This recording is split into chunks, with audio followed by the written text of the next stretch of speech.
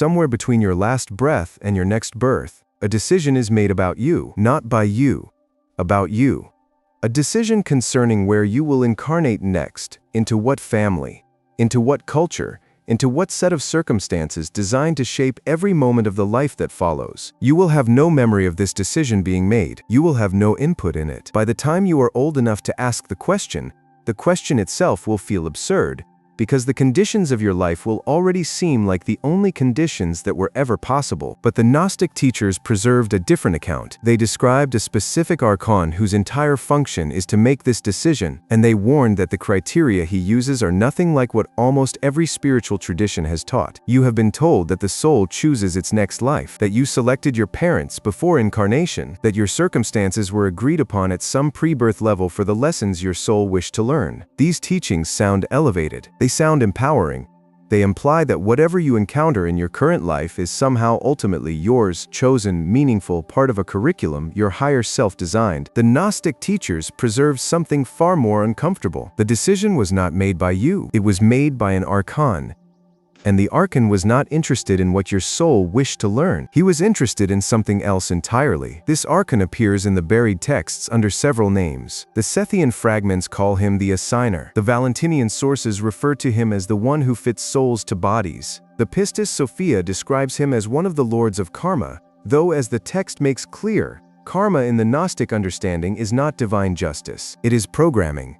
The cords and weights that pull a soul back into density, the mechanism by which the recycling system ensures that each new incarnation continues the work of the previous one. And the Archon who manages this assignment is the figure who decides, for every soul that has been intercepted at the death threshold, exactly where the redirection will land. By the end of this video, you will understand the specific criteria this Archon uses. You will see why certain souls are placed into specific circumstances. You will recognize the signature of his work in the conditions of your own life. And you will understand why the Gnostic teachers insisted that knowing about this Archon, even imperfectly, is one of the most important things a soul can do during its current embodiment, because the knowing changes something the Archon system was not designed to handle. It changes what you present to him when the next assignment is made. The Gnostic teachers were specific about how the assignment Archon operates. He does not improvise. He does not assign at random. He does not consult some cosmic curriculum about what your soul needs to learn. He works from a record.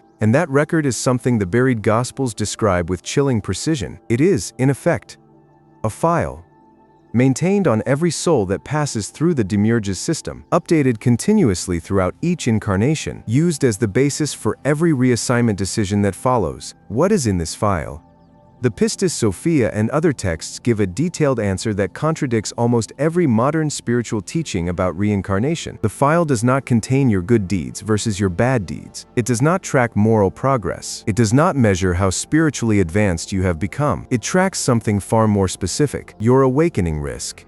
The degree to which you came close, during your previous incarnations, to recognizing the system you were inside. The proximity to gnosis you reached before death intervened. The threats your consciousness posed to the recycling mechanism itself. This is the criterion, not virtue, not vice, not karmic balance.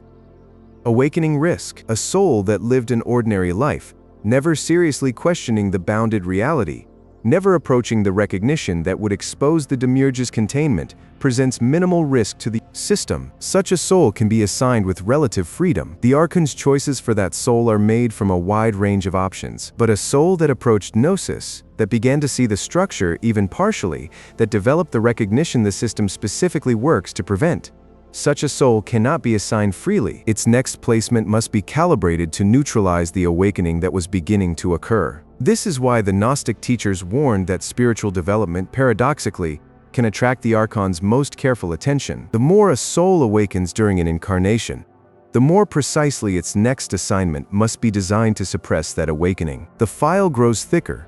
The criteria for the next placement become more specific. The conditions selected for the new life are not random. They are chosen with surgical intent. The Demiurge's system has a special interest in souls that have begun to remember, and the assignment Archon's primary work is ensuring that the remembering does not continue in the next incarnation. The buried texts describe this work with a kind of cold administrative efficiency. The Archon is not malicious in the human sense. He is functional.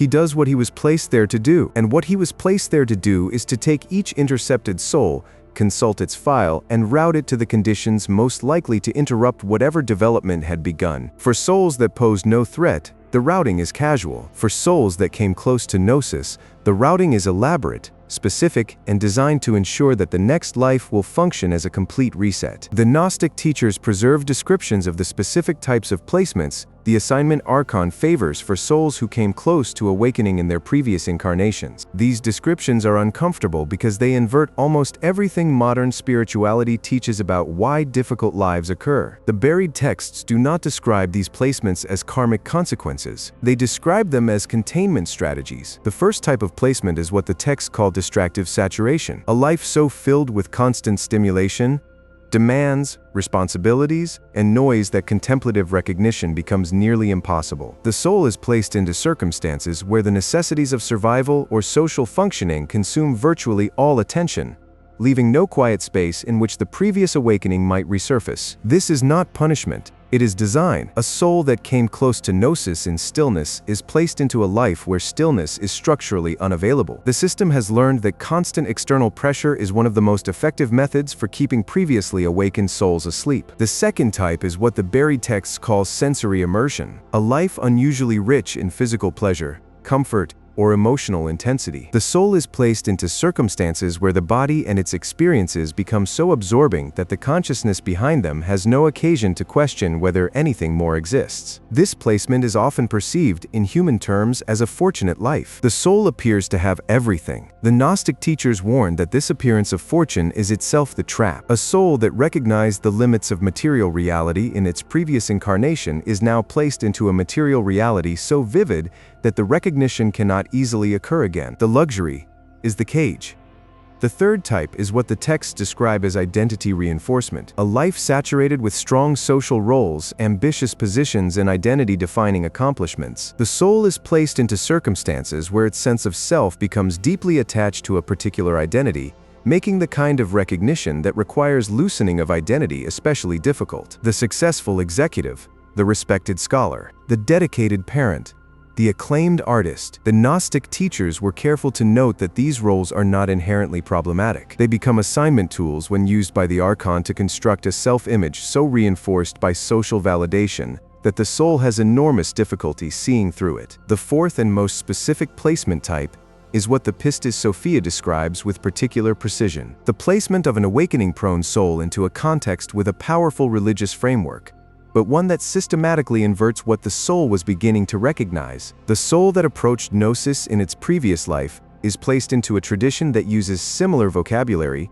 but redirects every term toward institutional authority and external mediation. The soul finds itself surrounded by language that sounds familiar but functions opposite to the recognition it was developing. This is, according to the buried texts, one of the most sophisticated containment strategies the system has developed. The soul thinks it is in spiritual territory. It is actually in counter-spiritual territory designed to look identical. Another detail the Gnostic teachers preserved concerns the timing of incarnations. The assignment Archon does not place souls into bodies whenever there happens to be a body available. He times the placement strategically. The buried texts describe two specific timing patterns the Archon uses, and both are calibrated to the soul's previous trajectory toward gnosis. The first timing pattern is the delay. A soul that came close to awakening in its previous incarnation may be held in the intermediate state for an unusually long period, not because of any cosmic backlog, because the Archon is waiting for the right conditions to appear on the material side. He is looking for a specific combination, a particular cultural moment,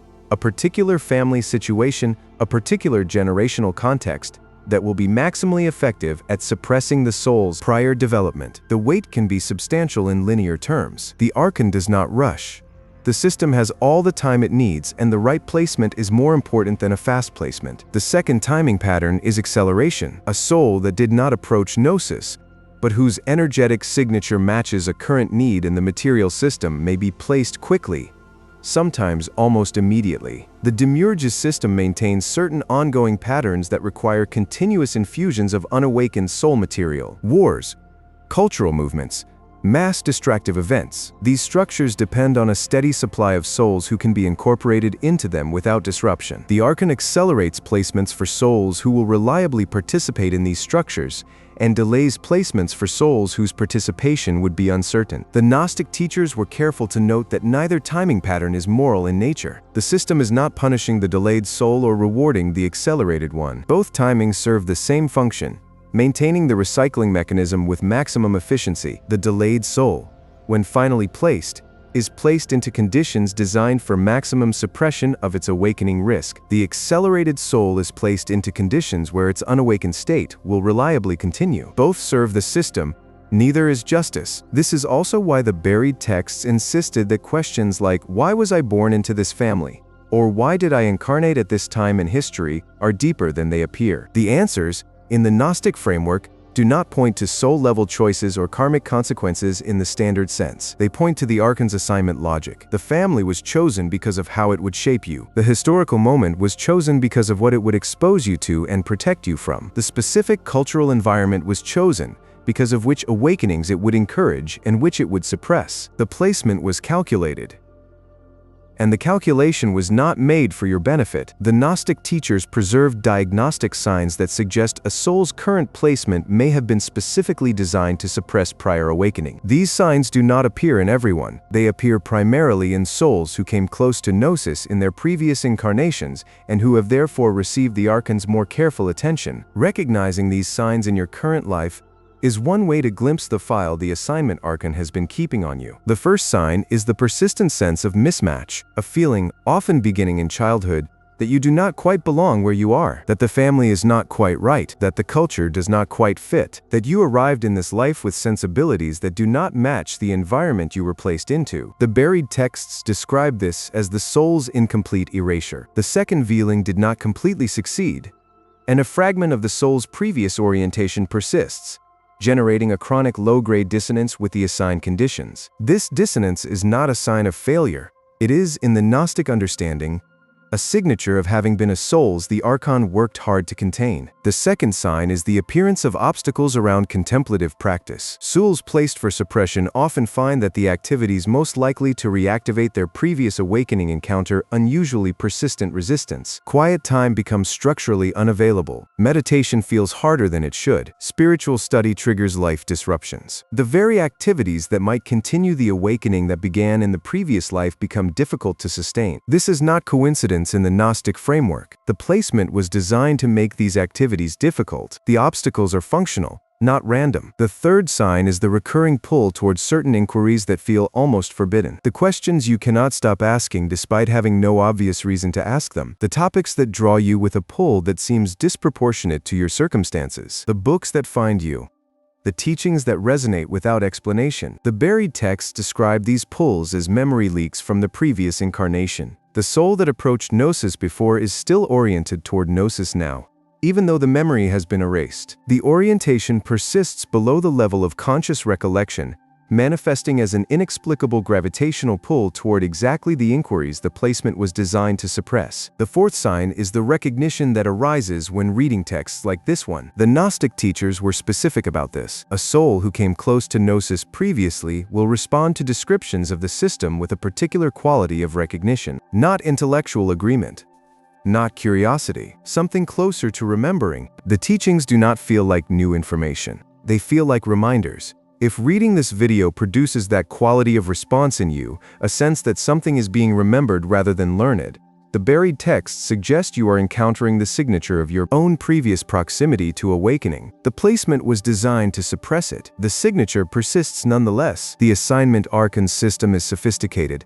but the Gnostic teachers preserved a critical detail that the buried texts emphasize repeatedly. The system is not omniscient. It works from records, patterns, and calculated probabilities. It is highly effective at suppressing awakening in most cases, but it cannot fully predict what happens when a soul, despite all the suppression mechanisms placed around it, begins to recognize the system anyway. And this unpredictability is the gap through which liberation becomes possible. The buried texts describe several factors the Archon's calculation cannot fully account for. The first is the persistence of the divine spark itself. The Archon manages the placement. He shapes the conditions, but the divine spark within the soul was not made by his system, and his system cannot fully erase it. No matter how perfectly the placement is calculated, the spark remains capable of reigniting awareness at any moment, often without warning, often through circumstances the system would not have predicted. A book read at the right time, an encounter that opens something, a moment of unexplained recognition during an ordinary day. These activations are not in the file. They cannot be in the file. They emerge from a source beyond the file's reach. The second factor the system cannot predict is the contagion of awakening. The Gnostic teachers were clear that consciousness operates in fields, not just in isolated individuals. When one soul begins to remember, the recognition tends to spread to others who are in proximity, not through teaching alone, though teaching helps, through something more subtle, a frequency that one awakened consciousness emits and that other consciousnesses, with proper preparation, can resonate with. The assignment Archon places each soul individually. He cannot fully anticipate which awakened souls will encounter which sleeping souls, and what cascades of recognition might result. This unpredictability is one reason the system depends so heavily on suppression at the individual level. The risk of contagion at the collective level is something it cannot fully contain. The third factor is the active choice of the soul itself in real time during embodiment. The placement was calculated based on the soul's previous trajectory, but the soul, while embodied, retains the capacity to make choices that diverge from that trajectory. The Archon's prediction assumes a probable continuation. The soul can introduce discontinuity. Each moment of genuine recognition is a discontinuity. Each refusal of the suppression-friendly options the placement makes available is a discontinuity. Over time, accumulated discontinuities can move the soul into a trajectory the file did not predict. And when this happens, the system has to update. It has to recalculate. And during the recalculation, the soul has windows of possibility that did not exist before. The Gnostic teachers said this is why the system fears the awakening process even more than completed awakenings. A completed awakening is already outside the system's reach. An awakening in progress is still inside the system, but is generating the unpredictable factors that no calculation can fully account for. This is the moment of maximum opportunity and maximum systemic vulnerability. The buried teachings insisted that anyone reading them was, by virtue of the reading, already inside this moment. The Gnostic tradition preserved a specific teaching about how the assignment Archon's logic can be broken, not in some future incarnation, but in the current one. This is the teaching that the institutional retellings could not afford to keep, because it transfers the possibility of liberation entirely into the soul's present moment. The buried texts insist that the placement you are in right now, however carefully calculated, contains the conditions for its own dissolution, not despite the calculation, because of it. The assignment Archon's logic depends on the soul accepting the placement as reality, not just inhabiting it, but identifying with it, becoming what the placement was designed to make you become. A life designed for distractive saturation works as a suppression mechanism only as long as the soul identifies with the distractions. A life designed for sensory immersion contains awakening only as long as the soul identifies with the sensations. A life designed for identity reinforcement suppresses recognition only as long as the soul identifies with the roles. In every case, the suppression depends on the soul forgetting that the placement is a placement and treating it as identity. The break in the logic occurs the moment the soul recognizes the placement as a placement, not through rebellion, not through trying to escape the conditions, through seeing them as conditions, through understanding that the family, the culture, the role, the circumstances, all of them are assignments rather than essential identity. This recognition does not require changing anything external. It changes the relationship between the soul and what surrounds it. And once that relationship has changed, the suppression mechanism no longer functions as it was designed to function. The soul is still in the conditions. The conditions are no longer producing the effect they were calibrated to produce. This is what the buried texts mean by inner liberation, while still embodied. The Gnostic teachers were specific that liberation is not the dissolution of the conditions. The conditions remain. The placement remains. The body remains in the family and culture and role that were assigned to it. What changes is what is identified with. And once identification has shifted from the placement to the awareness that contains it, the entire calculation the Archon made becomes irrelevant. The file is still there. The system is still running, but the soul has stepped out of the equation the file was designed to predict. This is the teaching the assignment Archon's system was specifically built to prevent souls from ever reaching. Because once a soul has reached it, the placement becomes ineffective. The next assignment, if there is one, cannot be calculated from the previous trajectory, because the trajectory has fundamentally changed. The soul presents new data the file does not contain, and in the worst-case scenario for the system, the soul does not require a next assignment at all. It exits the recycling, not a death. Right now, through the recognition that the assignment was never identity, that the placement was never home, and that the consciousness within all of it was never something the assignment Archon had the power to fully contain. The file the assignment Archon has been keeping on you contains many things. Your previous lives, your previous proximities to gnosis, the calculations made for your current placement, the suppression strategies installed around your conditions, the factors he could predict. But the file cannot contain what is reading these words right now. The awareness that recognizes itself as something other than the placement is not in the file. It was never in the file. It was the one thing the system could never fully account for. And it is the one thing that, when fully present, makes the entire architecture of assignment irrelevant. The next life is not your concern. The next moment is, and the recognition available in the next moment is something no Archon, no system, no calculation has ever been able to predict or prevent.